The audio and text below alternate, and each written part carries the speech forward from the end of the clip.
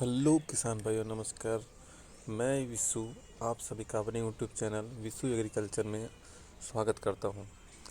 आज मैं इस वीडियो में बात करने वाला हूं आलू की खेती के बारे में। आलू की खेत में कब कब कौन कौन सी कितनी मात्रा में खाद डालनी है जिससे हमारी आलू की फसल अच्छी निकले और अधिक पैदावार दे। तो आज हम यही सब अपने इस यूट्यूब चैनल में बात करने वाले हैं, इस वीडियो में बात करने वाले हैं। तो आप सभी से निवेदन है, जो साथी इस चैनल पर नए हैं वो मेरे यूट्यूब चैनल को सब्सक्राइब कर लें, जिससे आपको जानकारी मिलती रहेगी हमारे द्वारा और आपको आपकी फसल से अच्छी मुनाफा मिलती रहेगी। तो हम बात करने वाले हैं आलू की फसल में खाद देने का सही समय और उपयुक्त खाद का चुनाव। पहले बार जब पौधे की बुआई से पहले खेत की तैयारी के समय खाद देना आवश्यक होता है। गोबर की खाद या कंपोस्ट 15 से 20 टन प्रति हेक्टेयर यह खेत की उर्वरक बढ़ाने और मिट्टी की संचार सुधारने में मदद करता है।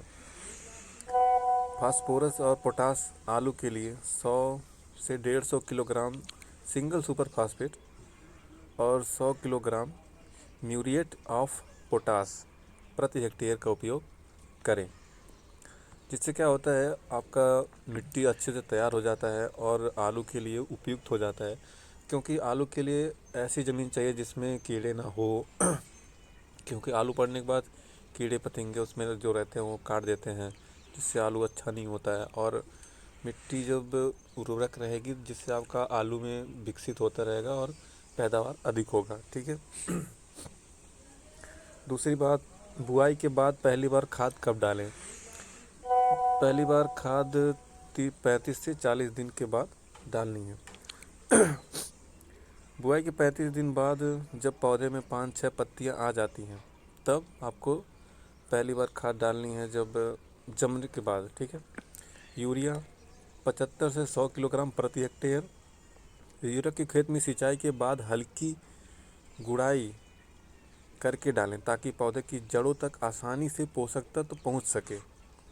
और दूसरी बात, खाद 50 से 60 दिन बाद पौधे के कंद बनने के समय खाद यूरिया 50 किलोग्राम प्रति हेक्टेयर, पोटास 50 किलोग्राम प्रति हेक्टेयर। पोटास कंद के आवश्यक आकार को बढ़ाने और रोग प्रतिरोधक क्षमता में सुधार के लिए उपयोगी होता है।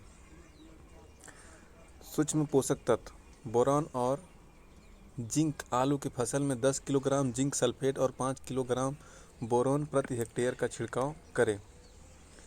खाद देने के तरीके, खाद को हमेशा सिंचाई के बाद देना चाहिए ताकि वह मिट्टी में अच्छी तरह से घुलकर जड़ों तक पहुँचे। ठीक है साथियों, क्योंकि सूखे मिट्टी पे देने से क्या होता है, ऊपर ऊपर ही खाद रह जाता है और जड़ों तक नहीं पहुँच पाता है, जिससे पौधों को अच्छी ताकत नहीं मिल पाती है। हमारे खाद के द्वारा बहुत कम ही मात्रा में उसको मिल पाता है। तो क्या होता है, बुआई के बाद मिट्टी में नाइट्रोजन की कमी पूरी करने के लिए पत्तियों पर फ्लोरीन स्प्रे किया जाता है। ठीक है। अन्य महत्वपूर्ण सुझाव जैसे उसमें क्या होता है, आलू की फसल के लिए मिट्टी का पीएच क्या होता है 5.5 से लेकर 6.5 के बीच होना चाहिए। नमी बनाए रखने के लिए समय समय पर हल्की सिंचाई करें, बहुत हल्की सिंचाई। आलू में बहुत ज़्यादा पानी की ज़रूरत नहीं पड़ती है, इसलिए हल्की हल्की सिंचाई ज़रूरत रहती है। पौधों की रोगों में सुरक्षा के लिए समय पर कीटनाशक और फफूंदनाशक का छिड़काव करें। इस प्रकार सही समय पर खाद और पोषक तत्वों के लिए संतुलित उपयोग से आलू की फसल की पैदावार और गुणवत्ता दोनों में सुधार होता है, जिससे आपको अच्छा मुनाफा मिल जाएगा। और क्या होता है, अगर आप अच्छे तरीके से खेती करेंगे जैसे क्या होता है, मन से सभी खादों को ध्यान में रखते हुए, सभी ज़रूरतों को ध्यान में रखते हुए अगर आप खेती कर रहे हैं तो आपको खेती से अच्छा खासा मुनाफा मिलेगा, जिससे आपको इसलिए आप हमारे यूट्यूब चैनल को सब्सक्राइब करें अधिक जानकारी के लिए। धन्यवाद। जय हिंद, जय भारत।